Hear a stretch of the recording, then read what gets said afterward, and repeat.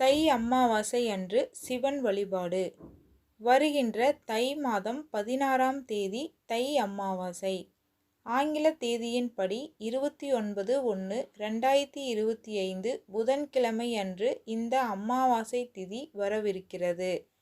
தாய் தந்தை இல்லாதவர்கள், மறைந்த முன்னோர்களுக்கு இந்த அமாவாசை திதியில் விசேஷமாக திதி தர்ப்பண காரியங்களை செய்வார்கள். நீங்கள் இந்த தை அமாவாசையில் சிவன் வழிபாடு செய்தால் உங்களுடைய வாழ்வில் நல்லது நடக்கும். வீட்டில் தடைபட்டு இருக்கும் சுபகாரியங்கள் எல்லாம் நடக்கும். தை அமாவாசை சிவன் வழிபாடு.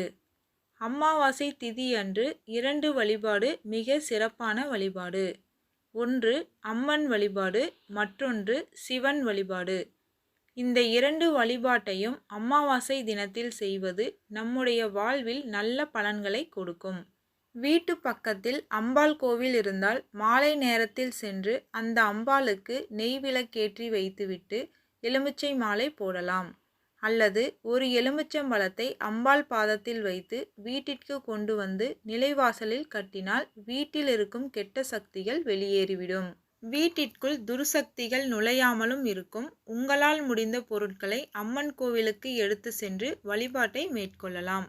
வேண்டுதலையும் வைக்கலாம்.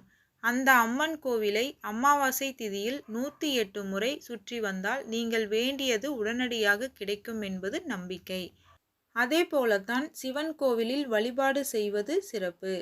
2 பெரிய மண் அகல் விளக்கில் நெய்யூற்றி பஞ்சு திரி போட்டு தீபம் ஏற்றி வைத்துவிட்டு சிவபெருமானை மனதார நினைத்து அந்த கோவிலை 108 முறை வலம் வந்து வழிபாட்டை மேற்கொண்டால் உங்கள் குடும்பம் சீரும் சிறப்புமாக செல்வ செழிப்போடு வாழும் என்பது நம்பிக்கை.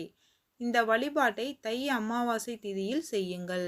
உங்களுக்கு தாய் தந்தை இல்லை, முன்னோர்கள் வழிபாட்டை நிறைவு செய்துவிட்டு இந்த வழிபாட்டை செய்யலாமா என்று கேட்டால் நிச்சயமாக செய்யலாம்.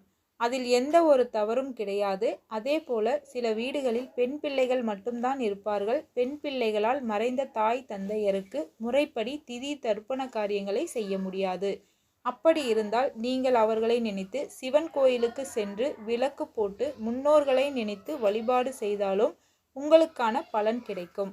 நம்பிக்கையோடு செய்தால் நல்லதே நடக்கும். அமாவாசை திதியில் மறைந்த முன்னோர்களின் ஆசி உங்களுக்கு கிடைக்கும். குடும்பம் சுபிட்சம் பெறும். திருமணமான பெண்கள் கையில் தங்க வளையல் அணிவதன் மூலம் லட்சுமி கடாட்சம் பெருகும் என்று சொல்லப்படுகிறது. திருமணமான பெண்கள் தங்கத்தை இடுப்பிற்கு மேலேதான் அணிய வேண்டும். வெள்ளியை இடுப்பிற்கு கீழேதான் அணிய வேண்டும். திருமணமான பெண்கள் காலில் மெட்டி அணிவது மிகவும் நன்மையை தரும். கட்டை விரலுக்கு அடுத்த விரலில் மட்டும்தான் மெட்டி அணிய வேண்டும்.